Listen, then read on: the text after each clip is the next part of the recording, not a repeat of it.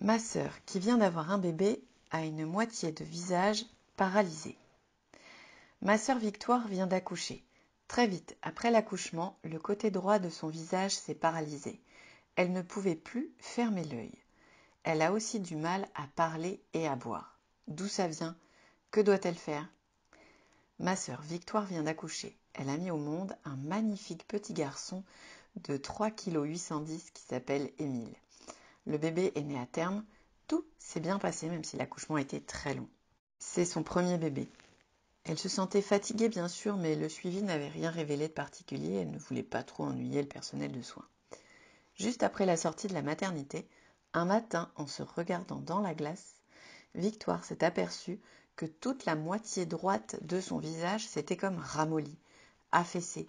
Elle ne pouvait plus sourire normalement, ni même fermer son œil. Quand je suis arrivée pour lui rendre visite, j'ai bien vu que son visage n'était pas pareil des deux côtés. Son côté droit ne répondait pas, alors que le côté gauche de son visage pouvait bouger. Le reste de son corps était normal. J'ai bien trouvé qu'elle ne parlait pas tout à fait comme d'habitude, j'avais l'impression qu'elle articulait mal.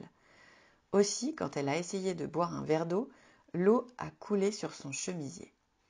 Que se passe-t-il? Il est fort probable que Victoire ait fait une paralysie faciale périphérique. Une moitié du visage peut se paralyser ainsi, de façon assez soudaine et souvent sans qu'une raison précise soit connue.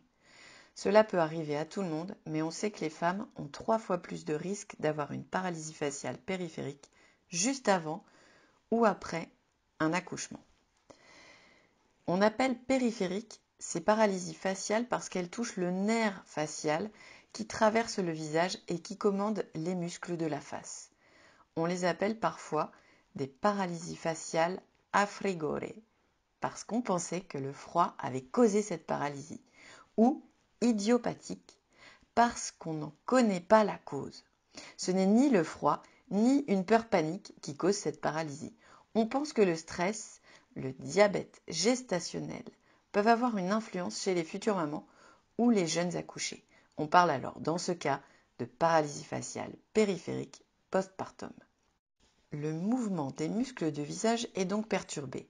Il peut être complètement impossible d'un côté, de l'œil jusqu'au cou.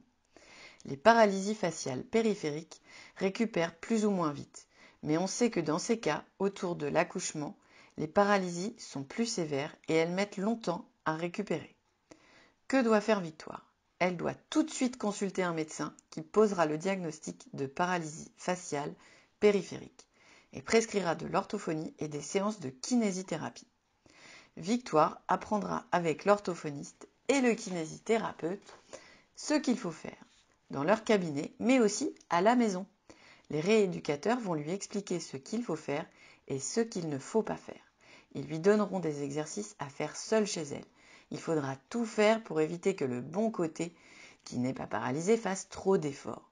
En effet, ce côté qui fonctionne bien risque de se crisper au point qu'on a l'impression d'un spasme, ce qui augmente l'asymétrie et gêne la récupération. Il faudra également que Victoire fasse tous les jours des exercices, par exemple devant le miroir, des massages spéciaux pour que le côté paralysé récupère du mouvement. Il ne faut en aucun cas utiliser des appareils de rééducation utilisant du courant électrique sur le visage, qu'on appelle électrostimulateur.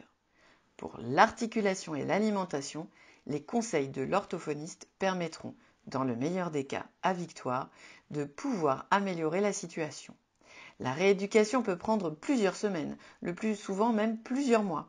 Il sera important que l'entourage de Victoire l'aide et l'encourage. En effet, son image est modifiée, son visage n'est plus le même et c'est tellement inattendu.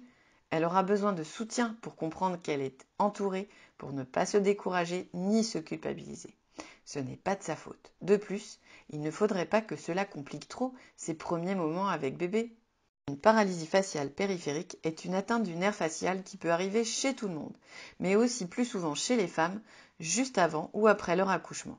Aucune cause n'est actuellement connue. La moitié du visage est plus ou moins dans l'impossibilité de bouger, ce qui empêche de boire ou de parler normalement. La rééducation peut être longue, mais il est important de démarrer le plus tôt possible pour donner les meilleures chances de récupérer une symétrie du visage. Les orthophonistes sont là pour guider, informer et suivre ces patientes.